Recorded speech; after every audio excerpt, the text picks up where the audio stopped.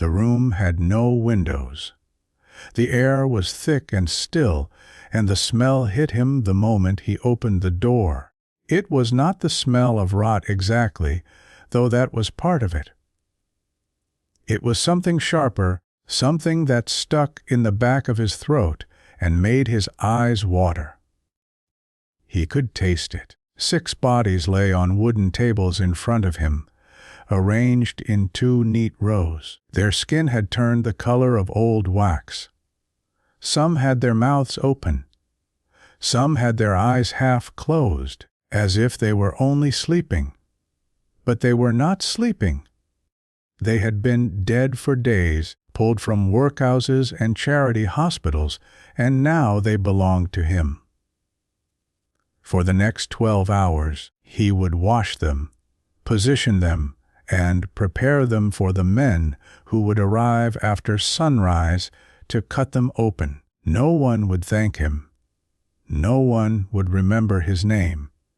And when he left this room, he would carry the stench with him into the street, and people would cross to the other side to avoid him. This was London in the 1730s, a city that had grown too fast and too large for its own good. Nearly 600,000 people crammed into streets that had been built for half that number. The Thames ran thick with waste. Entire families lived in single rooms with no heat and no clean water. Disease moved through the population like a storm, killing thousands every year. Smallpox, typhus, consumption. The death rate was so high that graveyards filled faster than the church could consecrate new ground. But alongside this suffering, something else was growing. Medical schools were opening across the city, training surgeons and physicians who would serve in the army, the navy, and the homes of the wealthy. These students needed to learn anatomy. They needed to understand how the human body worked, how bones connected, how organs functioned, where blood flowed.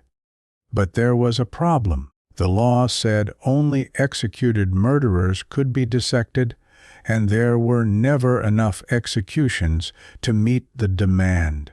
A single body might serve a dozen students for a week before it was too decomposed to use. Schools competed for corpses. Prices rose, and in the dark space between legal supply and desperate demand, a new kind of work emerged. Someone had to handle the bodies that arrived in the night. Someone had to prepare them for dissection. Someone had to do the work that no one else would touch. His name was William Crowe, and he was 19 years old when he started working in the anatomy school basement. He had grown up in Southwark, the son of a barrel maker who drank more than he earned. William had 3 younger brothers and a sister, and when his father died in a street brawl, the family had no money left for rent. His mother took in washing, but the pay was barely enough to feed them. William tried to find work as a laborer, loading carts at the docks, but the competition was fierce and the foremen only hired men they knew. He spent weeks searching. He slept on floors. He went to bed hungry more nights than not. Then one afternoon, he saw a man posting a notice on a wall near London Bridge. The notice said, "A medical school needed an attendant. No experience required." The pay was 2 shillings a week, which was more than William had ever earned in his life. He went to the address that same day. The man who hired him was a surgeon named Dr. Hallam. He was in his 40s, thin and pale, with ink-stained fingers and a distracted manner. He asked William only 2 questions. Could he read? Could he keep his mouth shut? William said yes to both. Dr. Hallam told him to start the next morning at 5. He did not explain what the work involved. He did not need to. William had heard the stories. Everyone in London had heard the stories about what happened in the basements of anatomy schools. The work began in darkness. William arrived before dawn and descended a narrow staircase that led beneath the main lecture hall. The dissection room was long and low-ceilinged, lit by oil lamps that cast unsteady shadows on the stone walls. The bodies were delivered at night through a back entrance that opened onto an alley. They came wrapped in canvas or old sheets, tied with rope, sometimes still damp from the grave. William's first task was to unwrap them.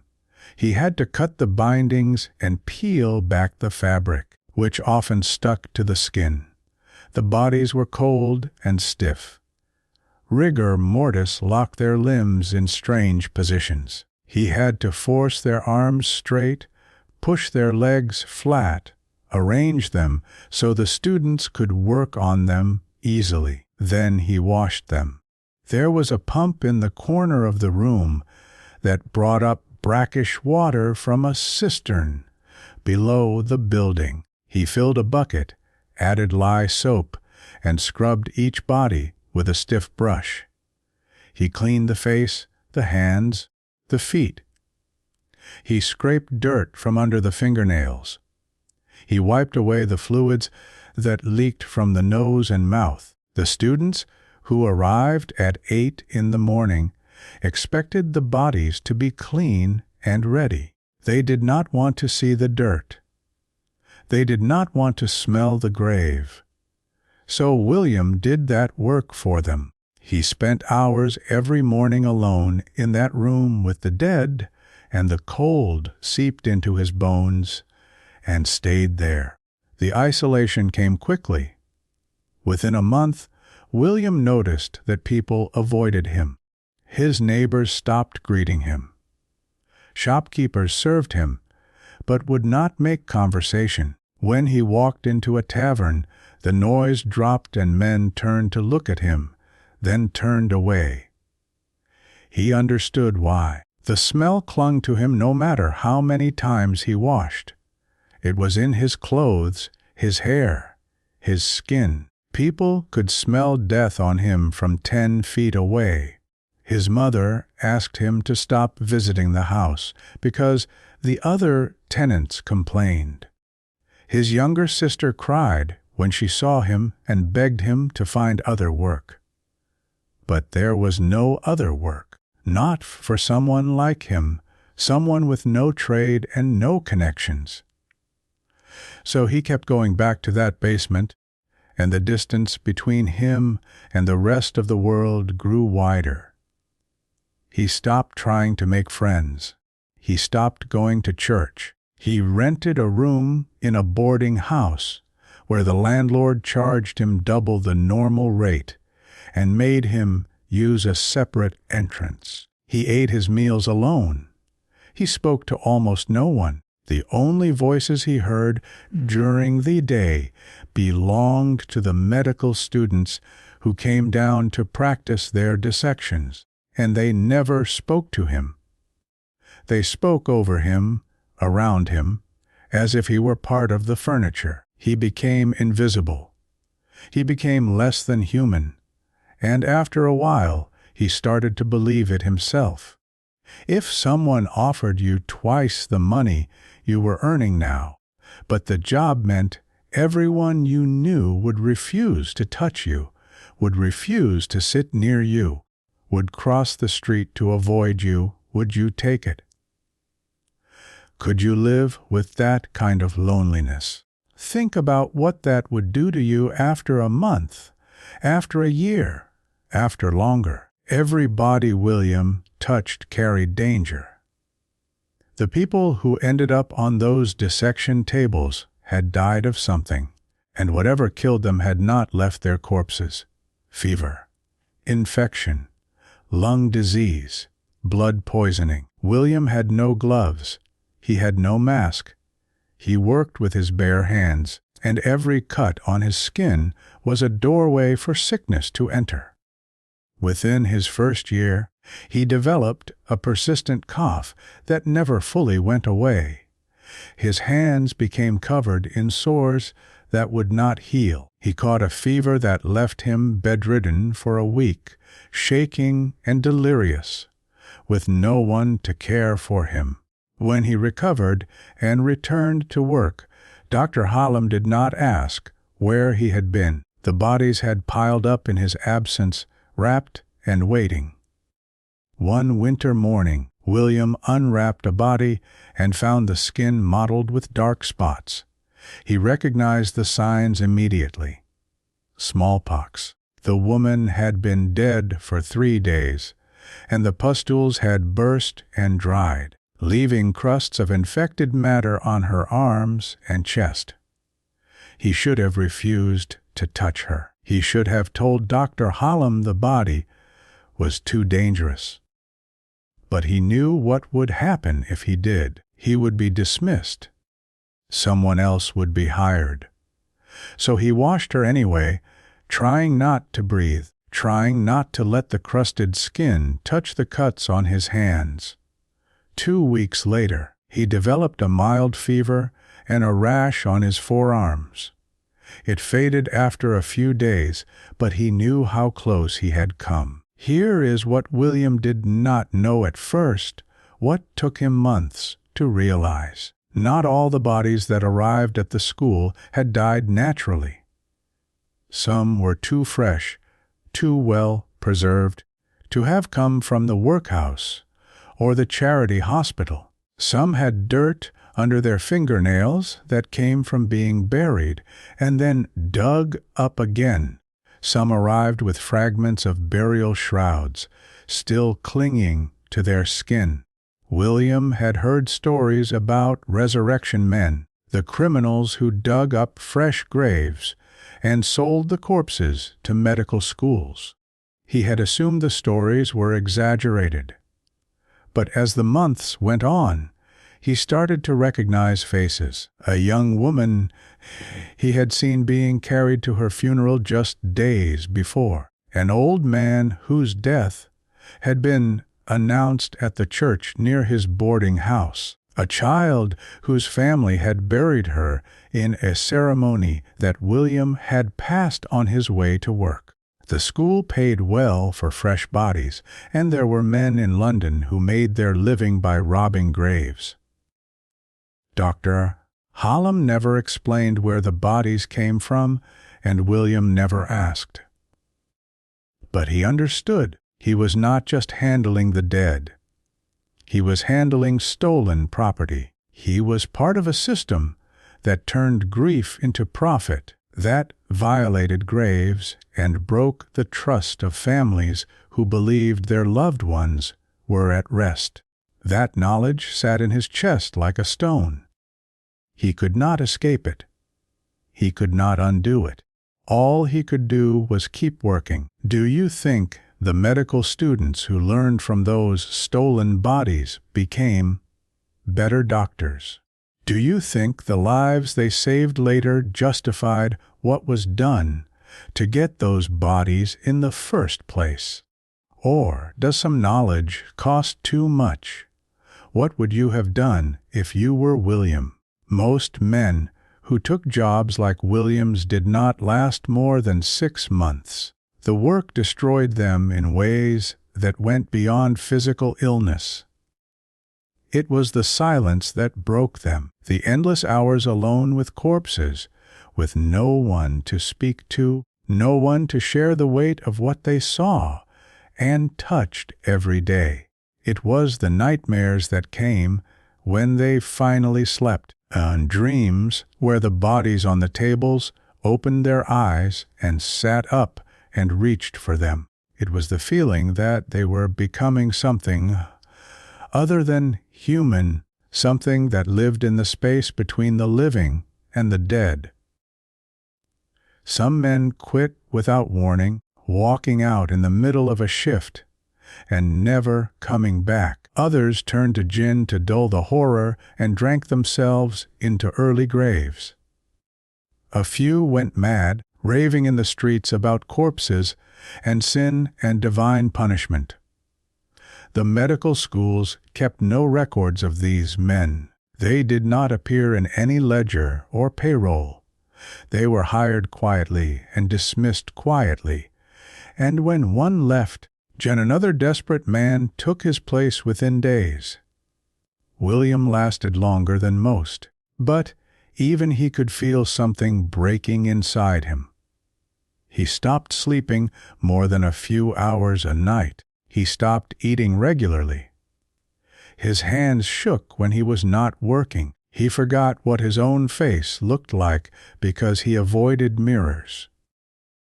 William worked in that basement for 4 years. Not 4 months, not 1 year, but 4 full years of preparing bodies for dissection.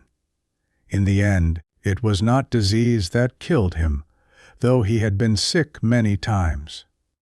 It was exhaustion. One morning in late autumn, he arrived at the school before dawn as always.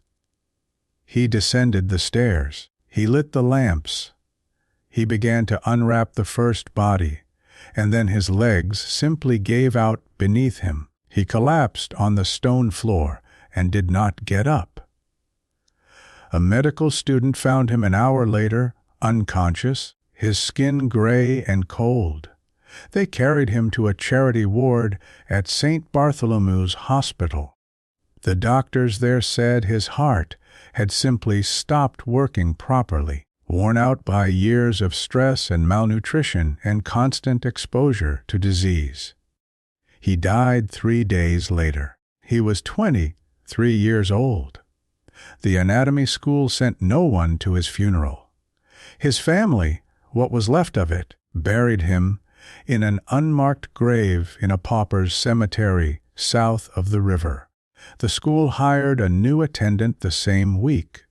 The work continued. The students who learned anatomy from the bodies William prepared went on to become surgeons in the Royal Navy, physicians in the homes of lords and merchants, and teachers in new medical schools across Britain. They performed amputations that saved soldiers' lives.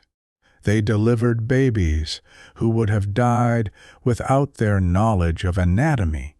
They identified diseases that earlier generations could not name. Every advance in medicine during that era depended on dissection, and dissection depended on men like William, who were willing to do the work that no one else would touch.